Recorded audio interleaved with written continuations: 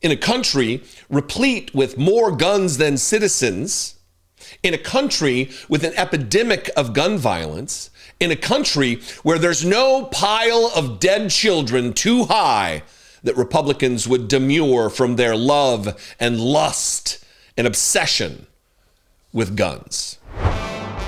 We know Trump to be many things: a liar, a pig, an anti-democratic ghoul, a violator of the Constitution, and a grifter. Trump's a grifter. Trump is doing the very thing he accused the Bidens of doing, which is richly profiting. Exorbitant wealth is being hoarded, is being maintained by the Donald Trump family using the presidency. And I don't mean just like trafficking off the Trump name because he's the president of the United States, the thing they accuse Hunter Biden of doing, the thing I think Hunter Biden probably did do, use his father's name to make money. Donald Trump is profiting off of the presidency itself, selling items that are using the presidential seal illegally. It is a federal crime to use the presidential seal in any way other than being the president of the United States. And to profit off it, to sell guns in this case, handguns, using the presidential seal, it is what it is. He's profiting off of using the presidential seal. Anyway, this is a remarkable story. Woke up to this with Aaron Rupar. Tweeted out this video that Fox now is running commercials for Trump guns. The living legend, DT-47. Watch this. In honor of Donald Trump's amazing comeback election victory to become our 47th president, Bond Arms is introducing an impressive new handgun, the living legend DT-47. Find out how you can save $100 on the new DT-47 from Bond Arms. Take advantage of the Bond Arms 30th Anniversary Summer Special. Buy any Bond Arms handgun and get up to a $50 gift card. Go to getbondarms.com. That's getbondarms.com. Now, I already spoiler alerted the whole thing. I spoiled it.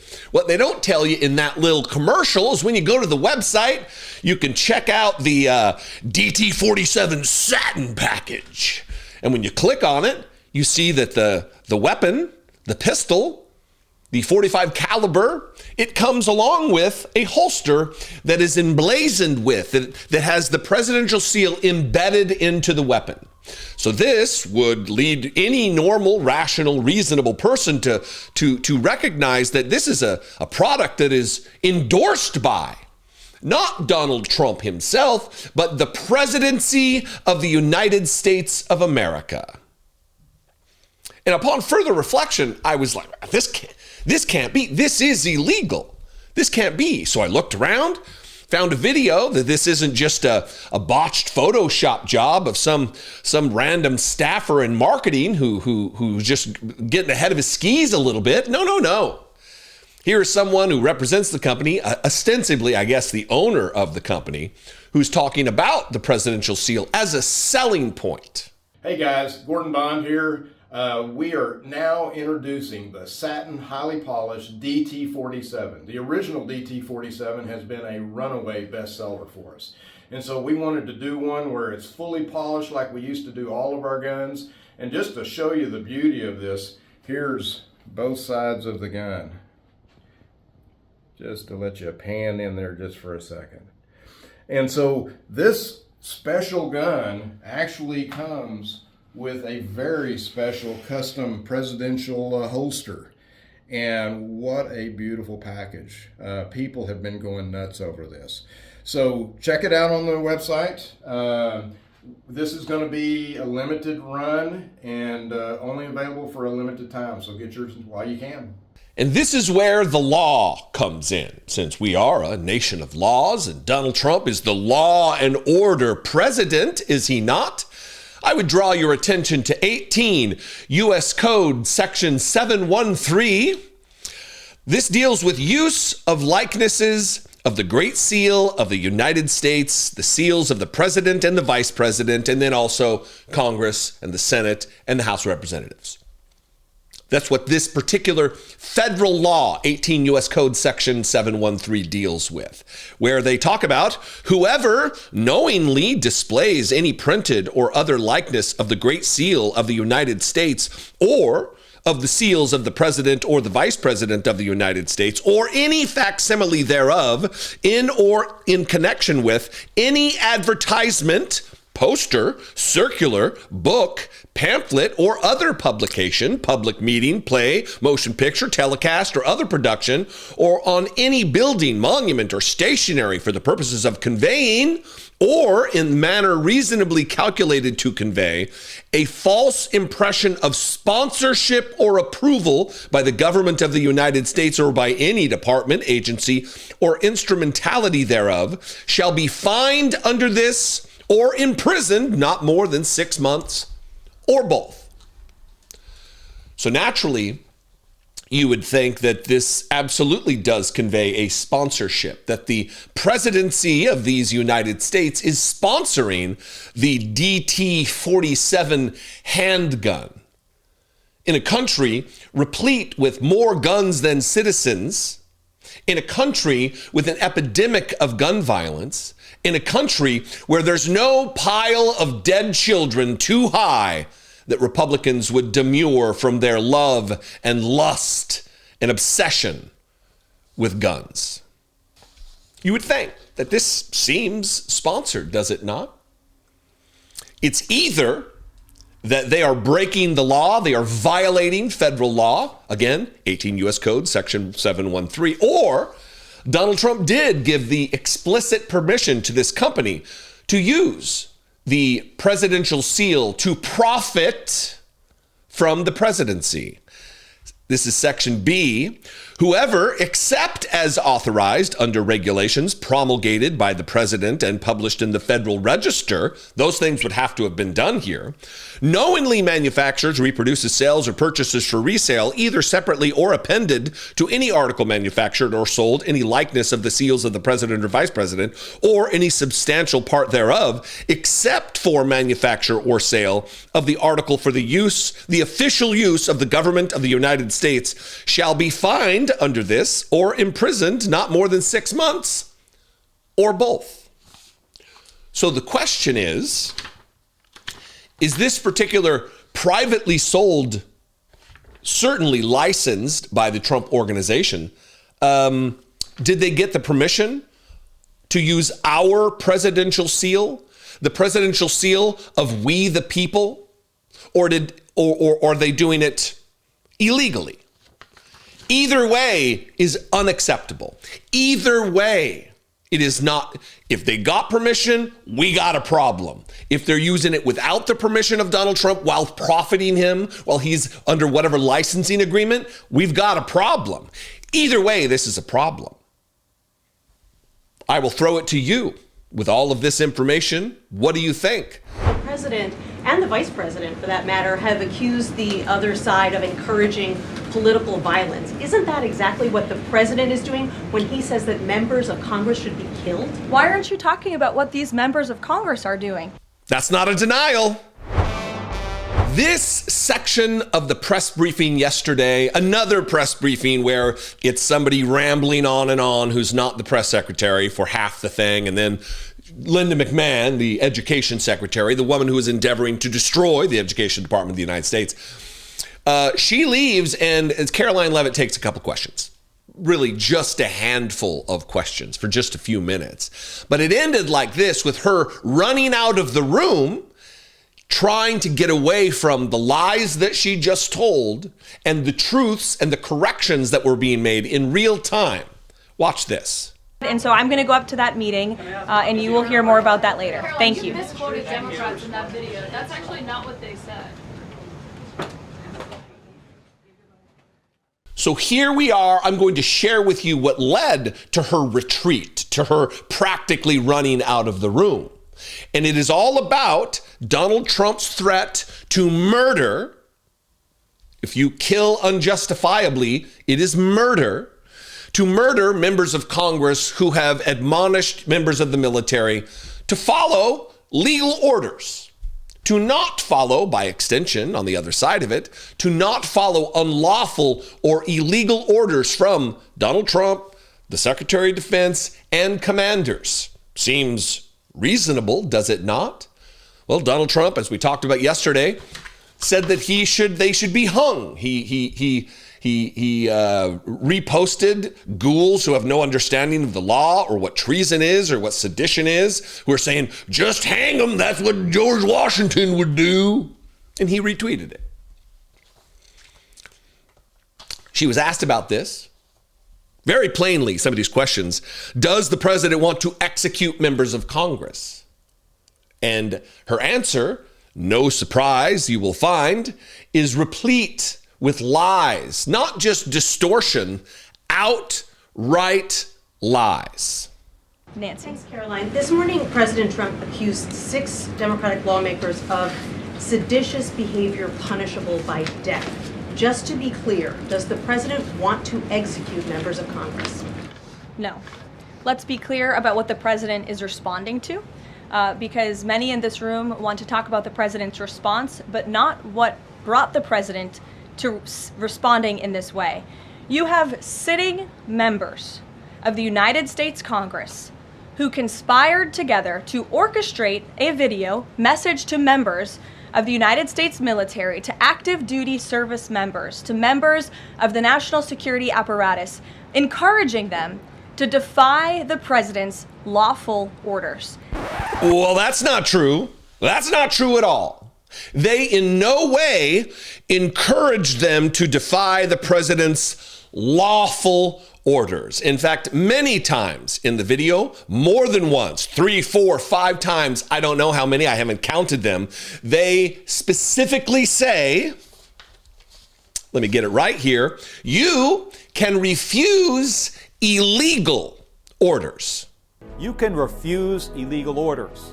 You can refuse illegal orders. You must refuse illegal orders. No one has to carry out orders that violate the law or our Constitution. We know this is hard and that it's a difficult time to be a public servant. But whether you're serving in the CIA, The Army, Our Navy, the Air Force, your vigilance is critical. and know that we have your back. Because now, more than ever, The American people need you. We need you to stand up for our laws. our Constitution, And who we are as Americans. Don't give up. don't give up. don't give up. Don't give up the ship. That was just part 1 of multiple parts of the clip that I'm going to play here. Her lies continue. They get more just brazen. She's standing before a room filled with people who know what the facts are. She's being broadcast to a nation that knows what the facts are, and she continues to just tell clear, plain, wild lies to the American people. The sanctity of our military rests on the chain of command. And if that chain of command is broken, it can lead to people getting killed. It can lead to chaos. And that's what these members of Congress who swore an oath to abide by the Constitution are essentially encouraging. We have 1.3 active duty service members in this country. And if they hear this radical message from sitting members of Congress, that could inspire chaos, and it could incite violence, and it certainly could disrupt the chain of command. These 3 members of Congress, I will also add, knew exactly what they were doing. You look at Alyssa Slotkin. She's a former member of the CIA. Mark Kelly was a captain in the U.S. Navy. Maggie Goodlander was a naval officer, and notably, she is also the wife of Joe Biden's national security former advisor, Jake Sullivan. And so these members knew what they were doing. They were leading into their credentials as former members of our military, as veterans, as former members of the national security apparatus to signal to people serving under this commander-in-chief, Donald Trump, that you can defy him and you can betray your oath of office. That is a very, very dangerous message, and it perhaps is punishable by law. I'm not a lawyer. I'll leave that to the Department of Justice and the Department of War to decide. She's a little rattled. I think that what she meant to say, she says, and it perhaps is punishable by law. Anything relative to the law would be punishable by law. We can only surmise that what she meant to say is, it perhaps is punishable by death. the press secretary for the President of the United States, just putting out, oh, maybe it is punishable by death.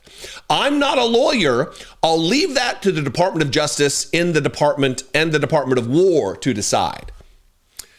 It would not be up to the Defense Department, the Pentagon, Pete Hegseth, to determine whether they should be put to death for their crime of telling military members to follow lawful orders. Why would it be up to the Department of Defense, Karoline Leavitt? This is not saying no. This is not denying that Donald Trump wants them to. She did say at the very beginning of this that, no, let's be clear about what the president is responding to. We don't need to be clear about what the president is responding to, Karoline Leavitt. We've seen the minute and 12-second video. I just played 40 seconds of it. We know what they said. They're not talking about not following Donald Trump's lawful orders. No one's talking about that. We're talking about unlawful orders. But the president has frequently, but Karoline, can I just follow up? The president and the vice president, for that matter, have accused the other side of encouraging political violence. Isn't that exactly what the president is doing when he says that members of Congress should be killed? Why aren't you talking about what these members of Congress are doing? That's not a denial.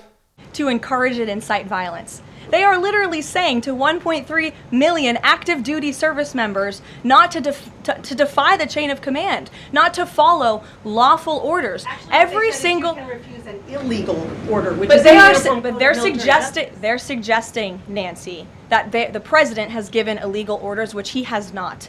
Every single order that is given to this United States military by this commander-in-chief and through this chain of command, through the Secretary of War, is lawful. And the courts have proven that. This administration has an unparalleled record at the Supreme Court because we are following the laws. We don't defy court orders. We do things by the books.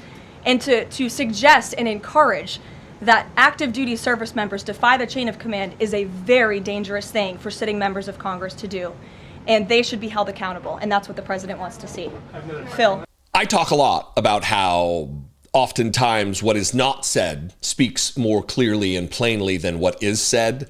And in her not denying, the question being, isn't that exactly what the president is doing when he says that members of Congress should be killed, is inciting political violence? And she says, why aren't you talking about these members of Congress? In no way, under any circumstance, any reasonable person could come to the conclusion that the Alyssa Slotkin, Mark Kelly, Jason Crow, and others' video is inciting violence. It is instructing, hey, listen, you took an oath to the Constitution, honor that oath. You should not be following illegal orders if indeed one is given. And for her to act like all of this is above board and they've never broken the law, when federal judge after federal judge after federal judge have said your military occupation of the United States cities is unlawful. It is illegal. I've showed these headlines. I'm going to end it with this. The final moment when she ends up storming out of the room. The question that was asked of her is whether or not the president thinks that any order he gives is lawful. No matter what the order is, no matter if his legal experts might think it's legal, that it's illegal, does the president expect those officials to go ahead with the orders regardless of any outside thinking? That is the question. Watch this. Information. Brian. Thank you, Caroline. Two questions. We were talking about earlier in this briefing about the president's orders. You were going back and forth about what the ad said and what it didn't say. My first question is the ad, the advertisement that the Senate Democrats were featured in. So the first question is, no matter what the order is, it could be to any administration official, military or otherwise. No matter if legal experts might think it's illegal, does the president expect those cabinet members, administration officials to go ahead with those orders regardless of any outside thinking or experts? The president expects his cabinet officials in the administration to follow the law and to demand accountability and hold people accountable for their dangerous rhetoric. And I would just add that if this were Republican members of Congress who were encouraging members of the military and members of our United States government to defy orders from the president and from the chain of command, this entire room would be up in arms. But instead, It is the other way around, and I think that's quite telling. I'm going to let you all go because the president, excuse me,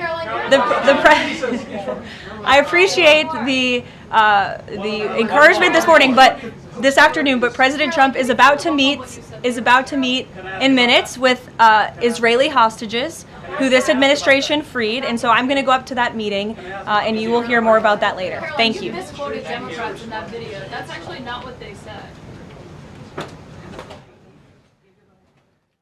Why would anyone be up in arms over an elected official saying, hey, I'm a former military member. I'm a former member of the intelligence community. Please only follow lawful orders. Why would anyone be up in arms about that, Karoline Leavitt? Oh, wait, I can't ask her that she ran away. There's no way she will answer the question. She darted out of the room in full retreat because they are cowards. Donald Trump is the bully that manifested itself in his formative years, and he never stopped being that guy. And like many bullies, he is just a weakling. He is nothing but bluster. Unfortunately, he does now carry with him, he is imbued with the power of the presidency and by a rogue Supreme Court that says he could deploy SEAL Team 6 to assassinate a political rival and be immune from prosecution. This is the kind of power that the Supreme Court has saw fit to give to the worst person in the country. I would say second worst, but Jeffrey Epstein's dead, so it only leaves his best friend of 15 years, Donald Trump. What do you think? I invite you to this conversation. Let's talk about it in the comments. Please make sure you're subscribed on YouTube. That is free. Like and follow the Facebook page. That is also free. It's Dollemore Daily over there. And you can comment below. Engagement means a lot. I would appreciate it. You can also call the voicemail line, 714-576-4054. And of course, as always, you can email me, daily@dollemore.com. So I think the president being frank and open and honest to your faces, rather than hiding behind your backs, is frankly a lot more respectful than what you saw in the last administration. Karoline Leavitt believes everyone in the press should appreciate being called a piggy by official pig Donald Trump. That's what she said yesterday in the press briefing room when asked about what did the president mean when he called the reporter piggy. One, lazy question. That's not the question that should be asked. It's not what did he mean. It's why does fat, gross, credibly accused rapist of children, pig Donald Trump, believe he has any right, any room to call anyone a name like Piggy aboard Air Force One, as president of the United States, as the most powerful human being on the planet politically, not physically? That's the question. And it was answered in the most ridiculous fashion. That wasn't the question. That was my question. Her question was, what did he mean by it? And Karoline Leavitt put on a masterclass asshole performance that you're getting ready to witness. And before we get to that clip, let's play a little game. This is a 1 minute and 11 second clip, right? Her answer is 58 seconds long. How many times do you think she can cram in the word frank or frankly in 58 seconds? Let's throw up the frank counter and let's get to work counting them. Watch the answer. Again, the question, what did the president mean when he called the reporter a piggy on Air Force One? Natalie. Thank you, Caroline. What did the president mean when he called the reporter piggy? Look, the president is very frank and honest with everyone in this room. You've all seen it yourself. You've all experienced it yourselves, and I think it's one of the many reasons that the American people reelected this president, because of his frankness. And he calls out fake news when he sees it. He gets frustrated with reporters when you lie about him, when you spread fake news about him and his administration. But he also is the most transparent president in history. And he gives all of you in this room, as you all know, unprecedented access You are in the Oval Office almost every day asking the president questions. And so I think the president being frank and open and honest to your faces rather than hiding behind your backs is frankly a lot more respectful than what you saw in the last administration, where you had a president who lied to your face and then didn't speak to you for weeks and hid upstairs and didn't take your questions. So I think everyone in this room should appreciate the frankness and the openness that you get from President Trump on a near daily basis. And go ahead. As a follow-up, yes. The Washington Post just reported that the Coast Guard has. I'm calling on Bloomberg. Go ahead. Talk about pre-formulated answers when you know you're going to be facing down this question. That the president is very frank. The American people reelected him because of his frankness. And I think the president being frank and open, rather than hiding behind your backs, is frankly blah, blah, blah. So I appreciate the frankness. It's a lot of frank. Is Donald Trump trying to change his name to Frank? By the way, all of that's nonsense. All of that is nonsense, especially as he calls out fake news when he sees it. He gets frustrated with reporters when you lie about him.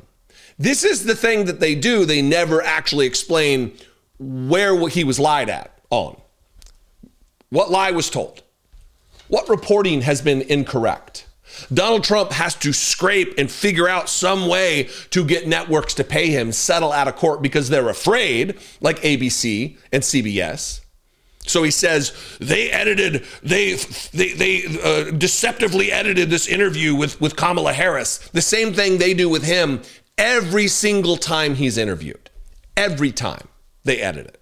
Because his answers are meandering and incomprehensible. You can't understand him. He does the weave where he starts rambling about magnets and windmills and all the other bullshit, how much toilet flush pressure there is. He's an idiot, so they have to edit around it. But with him, that's just the way it works. With anybody else, it's election interference. But tell me when they've lied. What have they lied? That's not a lie. That's the way news is done. That's the way video editing gets done.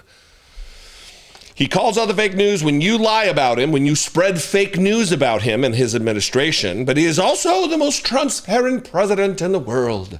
He's the greatest man who's ever lived. He has the most bulbous, giant phallus that we all should just admire.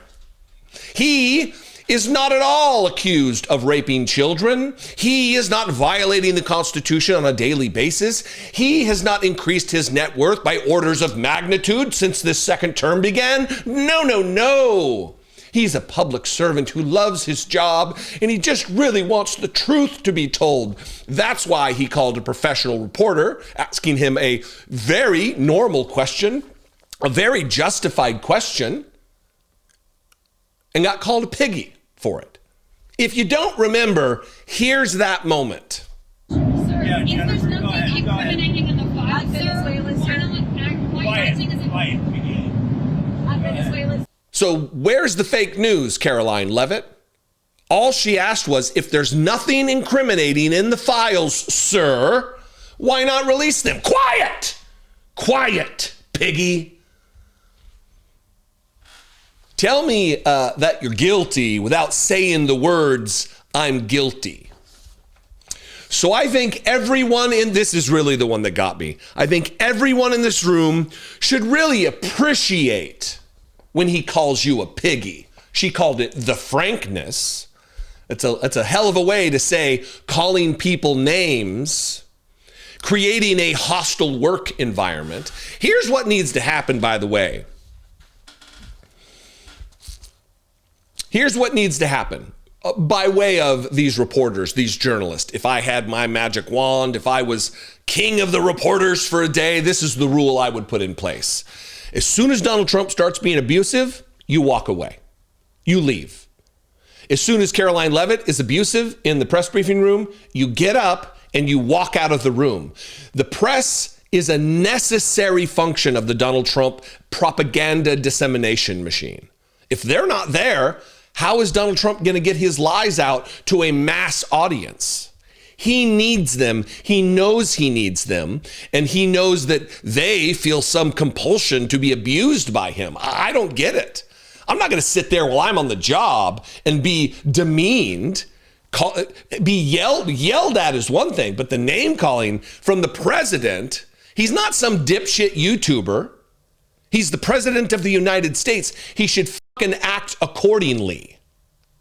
But he does not have the ability to do so. And then I'll end it with this. Did you see the question there? I left it in, that she avoided like the plague. And that is what I'm going to talk about next. The Coast Guard deciding that a swastika, they've since retracted the policy, that a swastika is not a hate symbol, that a noose isn't a hate symbol.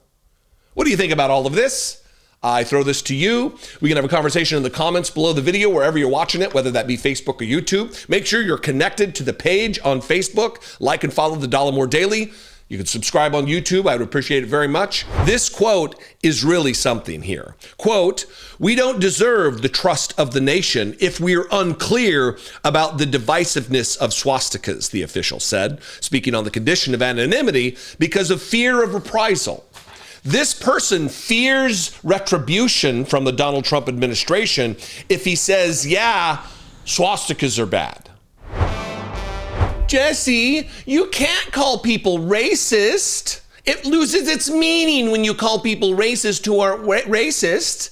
You're being exaggerative when you say that the Republican Party is the largest white supremacist organization on the planet. Stop being an exaggerator. All you're trying to do is gin up clicks, right? That's what I hear all the time about the Trump administration. Donald Trump's not a racist. Not everybody you don't like is a racist. And then we find out a since retracted policy. It only took hours after the Washington Post broke this story, that the U.S. Coast Guard will no longer classify swastikas, nooses as hate symbols. The military service, which falls under Kristi Noem's Department of Homeland Security, has drafted a new policy that classifies such items as potentially divisive. This is a policy engineered for Nazis, for neo-Nazis, for white nationalists, for white supremacists generally. Because the only person who would be offended at the banning of a swastika is a fucking Nazi. The only person who thinks that it is okay to display a noose, the symbol of violence against black people in this country for centuries, is a white supremacist, is someone who wants to intimidate a fellow guardsman, or whatever the Coast Guard are called.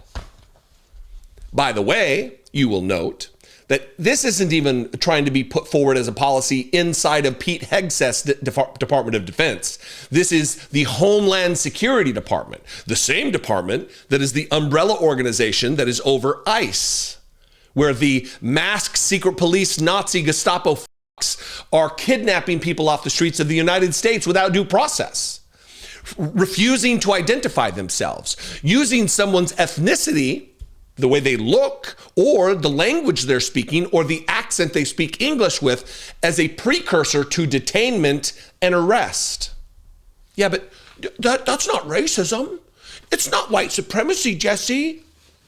Please. Let's start with the retraction. This is again the Washington Post. In reversal, Coast Guard again classifies swastikas, nooses as hate symbols. The new order came hours after the Post reported the service would instead classify such symbols as potentially divisive under guidelines set for release next month. This was such a sensitive issue yesterday that when asked about it, I played this in my previous topic, that when asked about it, Karoline Leavitt got aggressive to get away from the question. Like, I'm talking to Bloomberg. I'm not asking you the question. Watch this. And go ahead. Let's follow up. Yes. The Washington Post just reported that the Coast Guard has I'm calling on Bloomberg. Go ahead. Caroline, thank you. 2 questions for you. The New York Times is reporting... and this is the story that she was so keen on not addressing.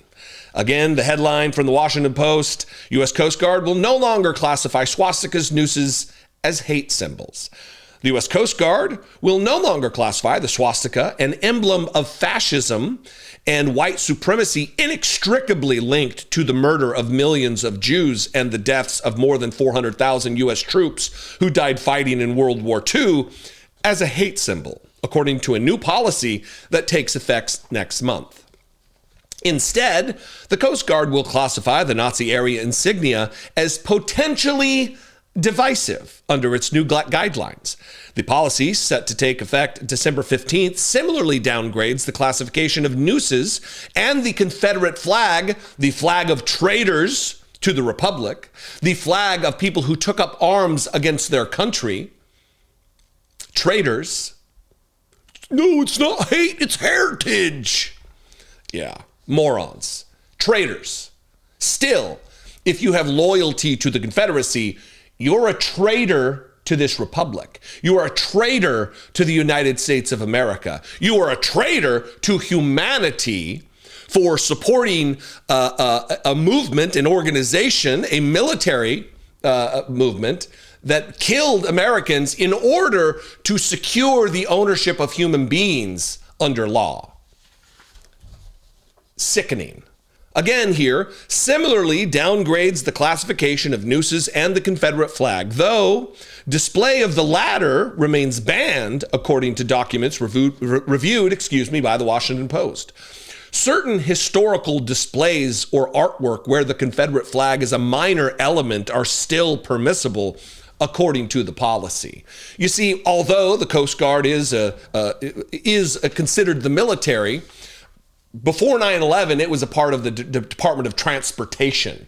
So there isn't the military history and background and culture that has been developed over the course of 250 years because they were Department of Transportation. Now they are the military, although they are run under the Department of Homeland Security, which is clearly a white supremacist organization run by neo-Nazis. Donald Trump has seen fit to put all kinds of neo-Nazis, racists, white supremacists, avowed people who have written horrible, divisive, racist things about blacks and brown people in this country. Though, and I guess this addresses what I just talked about, though the Coast Guard is not a part of the Defense Department, the service has been reworking its policies to align with the Trump administration's changing tolerances for hazing and harassment within the U.S. military. In September, Defense Secretary Pete Hegseth directed a review and overhaul of these policies, calling the military's existing standards overly broad and saying they jeopardize troops' combat readiness. Yeah, because there's nothing that makes our military more ready to fight in battle, more ready to represent our nation on a battlefield than being able to display swastikas and nooses and symbols of hate and violence and fascism. Symbols that represent a deep-seated hatred, a violent, vitriolic, venomous hatred toward black people and gays and Jews. Yeah. Pete Hegseth, tip of the spear for racism in this country. A Coast Guard official who had seen the new wording called the policy changes chilling. And this, like, before I get to this quote, this gives me, it buoys my spirit a little bit. It gives me a little bit of confidence that there are still people in Donald Trump's military who see things clearly, who understand using a historical lens that this is only dangerous. This quote is really something here. Quote, "We don't deserve the trust of the nation if we're unclear about the divisiveness of swastikas," the official said, speaking on the condition of anonymity because of fear of reprisal. This person fears retribution from the Donald Trump administration if he says, yeah, swastikas are bad. The symbol of fascism is now fashionable again, not under a Biden administration, not under an Obama administration, or Clinton, or even George W. Bush, George H.W. Bush, name one of them. No, Donald Trump, the man who bristles at, you can't call me a fascist. That's political violence language. The guy who demands you not call him a fascist is making acceptable symbols of fascism. Gotcha. 100%. I gotcha. We see you, Donald Trump. America is waking up to who you are. Even Republicans, There are certainly a swath of Republicans that will be outraged by this. People who understand the reasons for our fighting, our participating in World War II to vanquish fascism, to kill on sight fascists on the battlefield. That's what you do with fascists. Historically, that's what we've done with fascists and fascism. Kill it. I invite you to this conversation. Let's have it in the comments below the video. You can also call the voicemail line 714-576-4054. And of course, as always, you can email me daily@dollemore.com. Look, as a veteran of the United States Marine Corps, this sickens me. As a human being who has dedicated his life and occupation to the prospect of social justice, I don't think social justice, being a social justice warrior, if you use social justice as an invective or some kind of an insult or a pejorative, you're a piece of shit or just an ignorant who doesn't understand the aspirational values that are chronicled in our Constitution. Equal justice under the law, equal protection under the law. The 14th Amendment is clear. If you've sworn an oath to the Constitution to protect it against all enemies, foreign and domestic, and you don't recognize that part of that oath is an oath to the 14th Amendment, I don't know what to tell you. There is not a single woman who has said, yes, I was trafficked by Epstein to Trump. There's one who says Trump walked into a house with Epstein and allegedly fondled her upon meeting her. Okay, that's what the best they have so far. It is amazing to me, shocking to me, disgusting to me, the lengths to which people will go to justify Donald Trump's crimes against women and allegedly against children. Megyn Kelly on her show, she wants you to know, look, Donald Trump, it's fine. Everything's fine. He did nothing wrong. All he is a fondler of women against their will. Without their consent, he's fondling women. If that's all they got, good luck, or whatever she says. The interesting part is she has Buck Sexton, balloon head moron extraordinaire, on the show talking about this. And the bizarre thing is they begin the segment asking all the right questions. Why did Donald Trump change his mind? Why did he flip-flop on this? Why was he so opposed to the release of the Epstein files that he brought in Lauren Boebert to the Situation Room? Not just a random meeting in a conference room inside the West Wing. No. They put her in the Situation Room, a secured facility, to talk to her about changing her signature on the discharge petition, and which led to the vote. They're asking all the right questions. They just come to the worst conclusions. First, watch the right questions being asked. Why do you think Trump reversed himself after, like, literally a week and a half ago, was called Lauren Boebert, Republican, into the Situation Room to reportedly lean into her to not vote for this Jeffrey Epstein file release bill that was making its way through the House? Like, he was picking on individual Republicans to get them not to vote for it. She wouldn't agree. And then within hours, Trump did a 180 saying, I'm in favor of it. Now I'm in favor of it, which led to a near unanimous passage of the bill in the House, and then a unanimous passage of the bill in the Senate, which prior to that reversal, there's a question about whether it would even get a vote in the Senate. Now it not only got a vote, it passed immediately last night. Now it's headed for his desk where he says he's going to sign it. And I have my own theory on why he did the 180 and what's going to be withheld, because he does control the DOJ that's got these files. But what's your take on it? You know, in argumentation, in this arena, there's a turn of phrase called fairness and charity. You should offer someone fairness and charity to their argument, that they're not acting out of good faith. I'm not very good at this because I understand the malign underlying motivations of these types of people. So I'm not going to offer Megyn Kelly fairness and charity in this. But as part of that, she's only offering fairness and charity to the worst characters in the Republican Party. She offers no fairness and charity to Democrats who are attempting to hold accountable people who have committed grave, sinister crimes against children. But she'll offer all the fairness and charity to Donald Trump. All the benefit of the doubt she can offer, it goes to Donald Trump. It's reserved for the dear leader, for her king, for her cult leader. Because the conclusions they come to are ridiculous, where she justifies what took place, saying, well, if that's all they got, that he's just groping and fondling women against their will. Watch this.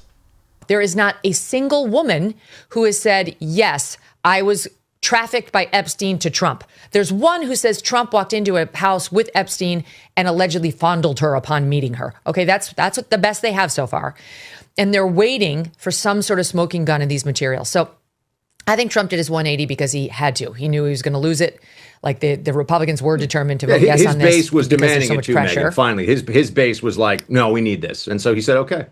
But he doesn't mind flipping the bird to his base. You know, he's quick to remind them, I'm the boss here. That's the best they've got so far, Megyn Kelly? Even if that is the best, it's not the best they've got so far. But even if it were, it's enough. It's enough. We do not deserve a president who gropes women against their will. Groping, fondling, it's assault. It is sexual assault.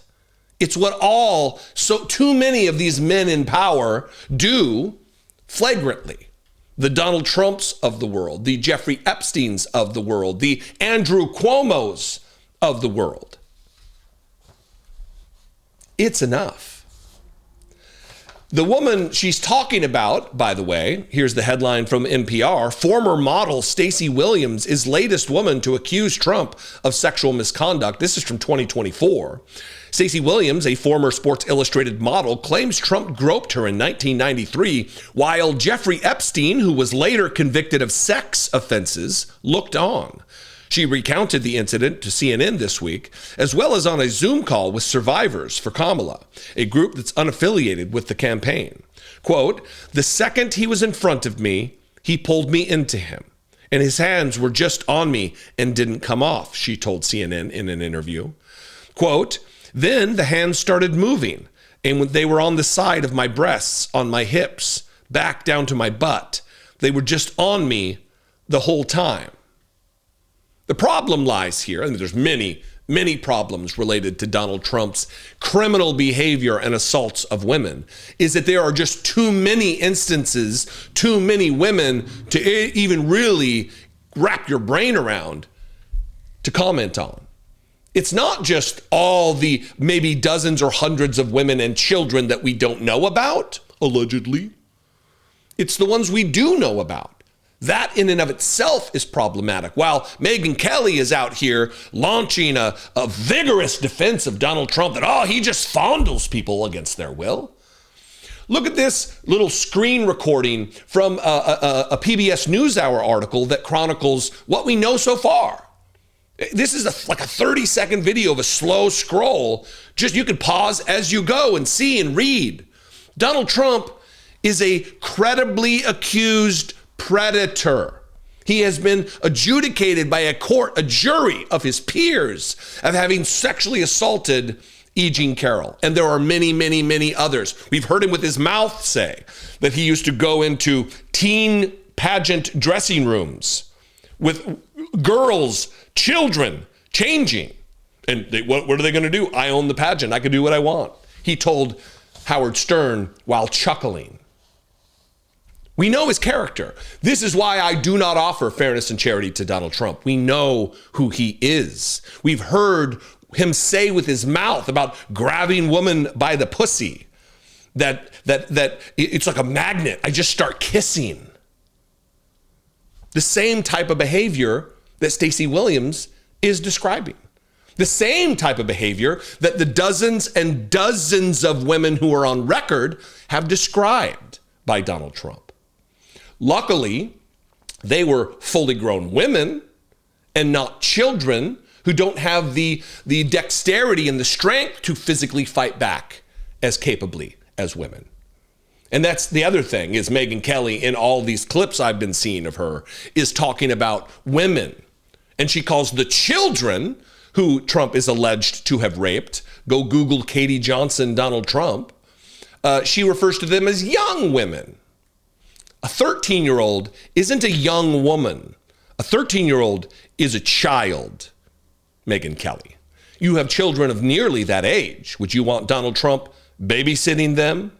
Would you let Donald Trump be alone with your children, Megyn Kelly?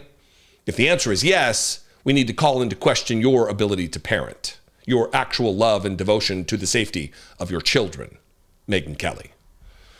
What do you think? I invite you to this conversation. I believe is an important one. These facts need to be known by the American people. There are too many people who only watch Fox News, who only watch Newsmax, who only watch OAN, One America News, and don't know the behavior of Donald Trump. I think that there's a fair amount of Republicans that if they found out the truth about Donald Trump and the things he's done and the things he's alleged to have done, it'd be a different story. And I think that there's a gulf opening of Republicans who are starting to wake up to this. Tell a friend. Did you know God has a file on each one of us? Who knew that God was a part of a surveillance state? The Epstein files are nothing compared to God's files.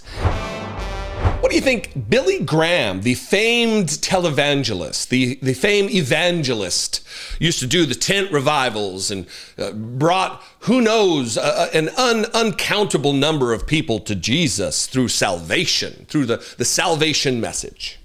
What do you think old Billy Graham would think of his son, Franklin Graham, defending an alleged pedophile and using the gospel of Jesus, using the Bible to defend Donald Trump and compare a list that God has of the things we've done to the Epstein files?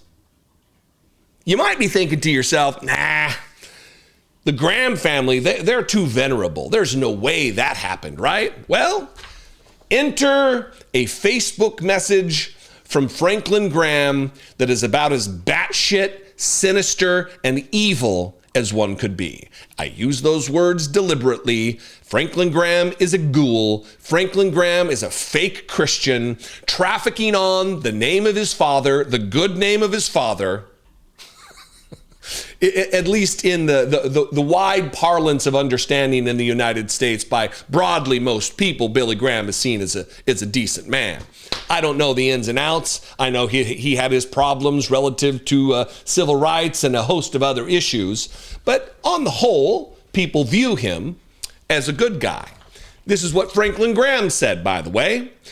Taking time out of his day, taking energy, taking focus away from the actual gospel, the salvation message of Jesus, to defend a credibly accused rapist of children. In American politics right now, the Epstein files are a major focus, says Franklin Graham. What many are wanting to see, whether they can find any damaging information about President Donald J. Trump's connection to Jeffrey Epstein, who pleaded guilty to sex crimes and then later died in prison. They may find this inquiry to be a double-edged sword because there are likely many people not currently on the radar whose sins may come to light. And then this is where it just gets off the rails insane. Did you know God has a file on each one of us? Who knew that God was a part of a surveillance state? The Epstein files are nothing compared to God's files. His files on us go much deeper than just what we've said or done. He knows our thoughts, desires, and motives. Is this a low-key threat to Donald Trump that the God knows that he lusts after children? Is that what you're saying, Franklin Graham? Are you actually one of the good guys? Jesus applied the 10 Commandments to the sins of our heart. By his standard, not one of us is without sin. Or are you doing the thing that so many Christians do? I'm not perfect, I'm just forgiven. Is that what you're saying? That Donald Trump did rape those kids, but he's forgiven because he's covered under the blood of Jesus. Is that what you're saying? Very difficult. Why don't you just say what you mean, Franklin Graham? By his standard, none of us is without sin. One day we will stand before God and everything will be revealed. And I mean everything, he says. Don't worry about the Epstein files now. When you're dead, you'll learn all about it, says Franklin Graham. The only hope for any individual is to accept God's provision for our forgiveness, which is the sacrifice of his Son, the Lord Jesus Christ, when he shed his blood and died on the cross in our place. To have peace with God, we must confess our sins, ask him for forgiveness, and by faith receive Christ personally. When we come to Christ, accepting God's forgiveness through faith in him, we are not only forgiven. Here we go. Donald Trump, you can be forgiven, Donald Trump. And not only forgiven, but cleansed. But he cleanses us. All those sins, like raping children, are washed away by the blood of Jesus.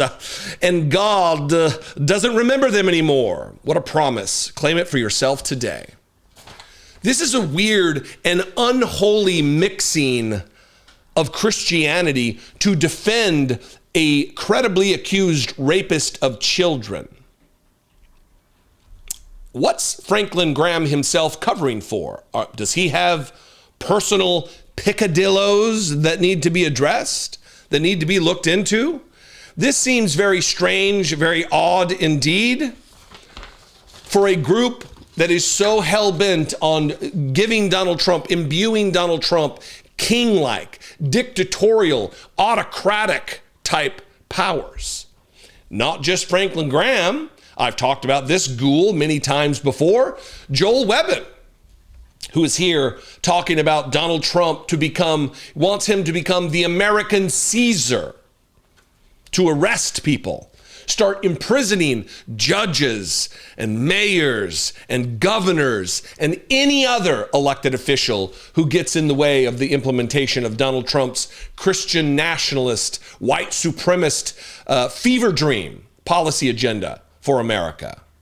Watch, unfortunately, I'm sorry, Joel Webbin. If Trump is going to have a lasting legacy, he's going to have to cross the Rubicon and say, enough is enough. The judges, the mayors, the governors, not just a sternly worded tweet. No, armed guards, throwing them in jail. These are traitors to the United States. Thousands of civil officials over the last 5-6 years have committed treason. They need to be rounded up and thrown in prison. This judge, you are not an American. You don't get rounded up and thrown in prison. You get rounded up, put on a boat, and sent back. They need to be naturalized and deported. That has to happen. And if that doesn't happen, then as much good as Trump is doing, it's still way too much bark and not enough bite.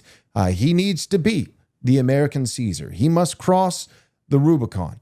He even tweeted out, I mean, we've got the president of the United States, Napoleon tweeting, right? He who saves his country violates no law. Yes and amen. So let's see it. Let's see it. So if anyone is opposed to the white supremacist mass deportation effort of Donald Trump, the effort to make America more of a white ethno-state, if you're opposed to that, he should become an American Caesar and arrest you, imprison you, whether you're a mayor or a governor, any other elected official, a member of Congress, the Senate, anyone who opposes Donald Trump. He should act like a dictator, like a Caesar, like an emperor, and do his will outside of the rule of law.